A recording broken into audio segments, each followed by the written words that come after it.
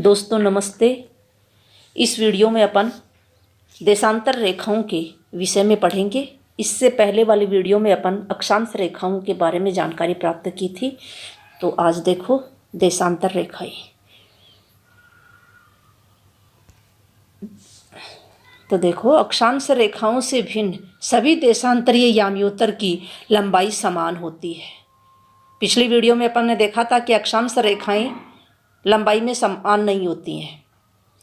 सबसे बड़ी जो है वो विषुवत जो होता है वो सबसे बड़ा है। इसके बाद में उत्तरी ध्रुव की तरफ जैसे जैसे जाते हैं वैसे वैसे ये रेखाएं आकार में छोटी होती चली जाती हैं। इसी प्रकार से दक्षिणी ध्रुव की तरफ जाते जाते अक्षांश रेखाएं छोटी होती चली जाती हैं, जबकि देशांतर रेखाएं या देशांतरीय याम्योत्तर की लंबाई समान होती है। इसीलिए इन्हें सिर्फ मुख्य संख्याओं में व्यक्त करना कठिन था।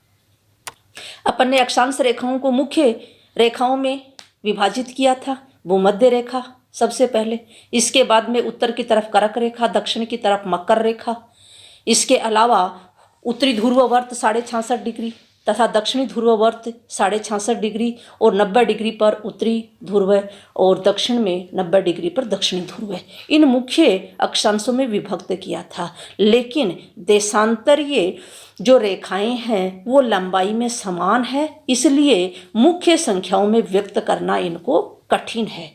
तब सभी देशों ने निश्चित किया कि ग्रीनिच, जहां ब्रिटिश राजकीय वेधशाला स्थित है, से गुजरने वाली याम्योत्तर से पूरब और पश्चिम की ओर गिनती शुरू की जाए। इस याम्योत्तर को प्रमुख याम्योत्तर कहते हैं। इसका मान 0 डिग्री देशांतर है तथा यहाँ से हम 180 डिग्री पूरब तथा 180 डिग्री पश्चिम की तरफ गणना करते हैं।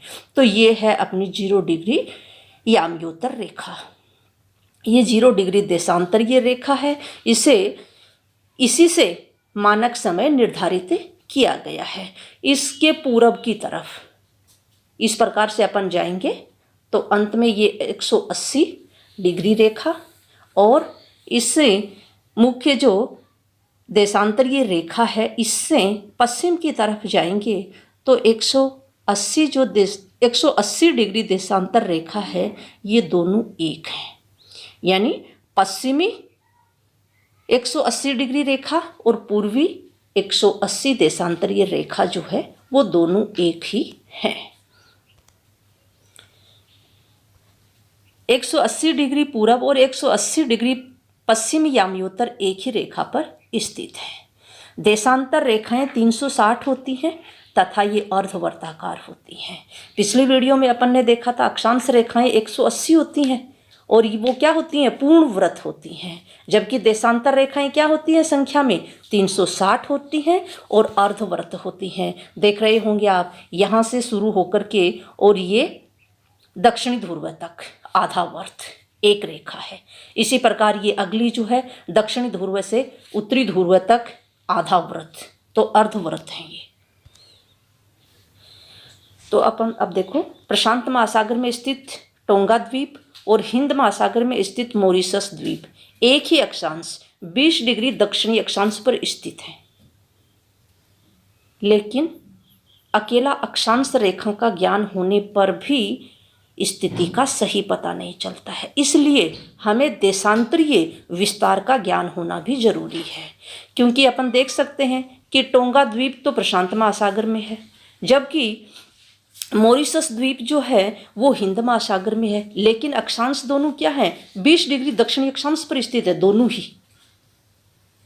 तो इसलिए अपने को इन दोनों की सही स्थिति का पता लगाने के लिए अक्षांश रेखाओं के साथ साथ देशांतरीय विस्तार का ज्ञान होना भी जरूरी है। तो टोंगा द्वीप जो है वो क्या है, 174 डिग्री पश्चिमी देशांतर पर है और मॉरिशस 57 डिग्री पूर्वी देशांतर पर स्थित है। तो मॉरिशस ये अपना भूमध्य रेखा है, विषुवत जिसे कहते हैं। तो 20 डिग्री दक्षिणी अक्षांश नीचे की तरफ अपन जाएंगे और 57 डिग्री पूर्वी देशांतर पर स्थित है, यहाँ लगभग स्थित है। जबकि अपना जो टोंगा द्वीप अपन पढ़ करके आए हैं, ये जो है इस साइड में स्थित है। तो एक ही अक्षांश पर स्थित होने के बाद में भी इनकी स्थिति अलग अलग है। तो इसको जानने के लिए अक्षांश और देशांतरीय दोनों विस्तार का ज्ञान होना जरूरी है। असम में धुबरी 26 डिग्री उत्तरी अक्षांश पर और 90 डिग्री पूर्वी देशांतर पर स्थित है। तो धुबरी जो क्षेत्र है 20 डिग्री उत्तरी अक्षांश, तो 20 डिग्री उत्तरी अक्षांश की रेखा ये है और 90 डिग्री पूर्वी देशांतर, तो 90 डिग्री पूर्वी देशांतर जो है वो इधर है। तो कहने का मतलब ये स्थिति लगभग यहाँ पर है धुबरी की। समय किस प्रकार से गणना की जाएगी ये अपन देखते हैं। तो विश्व का मानक समय 0 डिग्री याम्योत्तर जो कि ग्रीनिच से होकर गुजरती है से लिया गया है। ये रेखा 0 डिग्री याम्योत्तर, 0 डिग्री देशांतर रेखा या मुख्य देशांतर रेखा भी इसी का नाम है। इससे मानक समय की गणना की जाती है। पृथ्वी आज पश्चिम से पूरब की ओर चक्कर लगाती है। अतः वे स्थान जो ग्रीनिच के पूरब में हैं उनका समय ग्रीनिच समय से आगे होगा तथा जो पश्चिम में है उनका समय पीछे होगा। ये देखो ये ग्रीनिच रेखा है। तो पृथ्वी जो है वो पश्चिम से पूरब की ओर चक्कर लगाती है, इसलिए ये पूरब वाला जो है ये समय जो होगा आगे चलेगा इस मानक समय से, और पश्चिम का जो समय है वो मानक समय से पीछे चलेगा। समय के अंतर की दर की गणना इस विधि से अपन करेंगे। देखो, पृथ्वी लगभग 24 घंटे में अपने अक्ष पर 360 डिग्री घूम जाती है, अर्थात 1 घंटे में 15 डिग्री एवं यानी 1 घंटे में 15 डिग्री घूमती है। तो 1 डिग्री घूमने के लिए कितना समय लगा? 4 मिनट। 1 डिग्री तो 4 मिनट में 1 डिग्री घूमती है। इस प्रकार जब ग्रीनिच में दोपहर के 12 बजते हैं तब ग्रीनिच से 15 डिग्री पूरब में समय होगा 15 गुणा 4 बराबर 60 मिनट, अर्थात ग्रीनिच के समय से 1 घंटा आगे, अर्थात वहाँ पर दोपहर का 1 बजा होगा। लेकिन ग्रीनिच से 15 डिग्री पश्चिम का समय ग्रीनिच समय से 1 घंटे पीछे होगा, यानी वहाँ सुबह के 11 बजे होंगे। इस प्रकार जब ग्रीनिच पर दोपहर के 12 बजे होंगे उस समय 180 डिग्री पर मध्य रात्रि होगी। ठीक विपरीत दिशा में है, ये आपने ग्लोब पर देखा होगा। 180 डिग्री देशांतर रेखा जो है वो ग्रीनिच रेखा से ठीक विपरीत दिशा में है। इसलिए अगर दोपहर के ग्रीनिच पर दोपहर के 12 बजे हैं तो 180 डिग्री पर मध्य रात्रि के 12 बजेंगे। अब अपन देखते हैं, देखो अलग अलग टाइम जोन जो है वो निर्धारित कर रखे हैं अलग अलग देशों ने। जैसे भारत का अपना एक ही टाइम जोन है, लेकिन जो टाइम जोन है वो किस प्रकार से निर्धारित होता है ये अपन ने देखा था। ये अपनी क्या है? मुख्य ग्रीनिच रेखा, 0 डिग्री देशांतर रेखा। तो इससे जो पूरब की तरफ है वो प्लस में है उनका समय, और जो पश्चिम की तरफ है उनका समय माइनस में है। देखो इसका थोड़ा सा अपन करके देखते हैं। ये अपना संयुक्त राज्य अमेरिका है। तो अमेरिका जो है वो ग्रीनिच से पश्चिम में है तो माइनस में है। देखो -4 -5 ये क्षेत्र जो है यानी यहाँ के समय से 4 घंटे पीछे है, ये 5 घंटे पीछे है। ये क्षेत्र जो है ये 6 घंटे पीछे है, ये 7 घंटे, ये 8 घंटे। इस प्रकार से ये जो कनाडा है, कनाडा की स्थिति है, इसमें भी कई टाइम जोन हैं। इसमें का भी टाइम जोन जो है ग्रीनिच रेखा से पीछे ही चलता है। कनाडा में 7 टाइम जोन है, कनाडा में जो है वो 6 टाइम जोन है और अमेरिका में जो है वो 7 टाइम जोन है। जबकि कनाडा जो है वो अमेरिका से बड़ा है। बड़ा होने के बाद भी कनाडा में टाइम जोन 1 कम है, 6 ही है। रूस जो है वो सबसे बड़ा है। देखो ये है रूस जो है अपनी मुख्य ग्रीनिच रेखा है, इसके पूरब में है। तो सारा जो समय है वो ग्रीनिच समय से आगे चलेगा। तो ये आप देख सकते हो +3 +4 +5, 5 घंटे आगे चल रहा है। यहाँ का इस क्षेत्र का समय जो है यहाँ से लेकर के यहाँ तक का, यहाँ से लेकर यहाँ तक का जो समय है 6 घंटे आगे चलता है ग्रीनिच समय से। तो इस प्रकार से रूस में जो टाइम जोन है वो 11 टाइम जोन है, सबसे अधिक टाइम जोन है रूस में। इसके बाद ये देखो नीचे चीन है। चीन भी क्या है, बड़ा देश है, चौथे क्रम पर आता है क्षेत्रफल में, लेकिन ये क्या है, इसका एक ही टाइम जोन है, +8 घंटे दे रखा है, एक ही टाइम जोन है।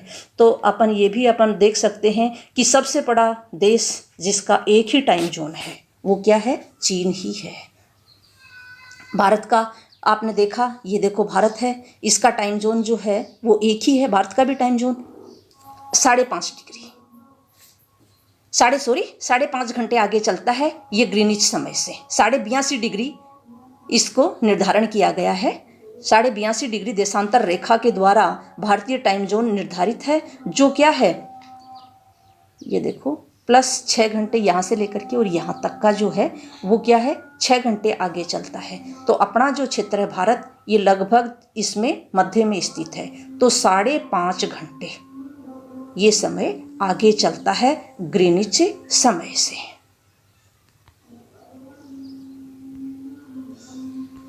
भारत में 82.5 पूरब को मानक याम्योत्तर माना गया है।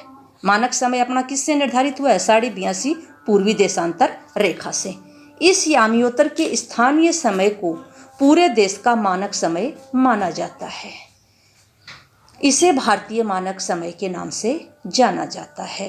तो भारत का मानक समय कौन सा है, 82.5 पूर्वी देशांतर या 82.5 पूर्वी याम्योत्तर रेखा के द्वारा भारत का मानक समय निर्धारित किया गया है, जो ये रेखा है 82.5 पूर्वी। और ये क्या है, जो ग्रीनिच समय है, अपन ने पिछली स्लाइड में देखा था, ग्रीनिच समय से 5.5 घंटे आगे चलता है अपना भारत का समय।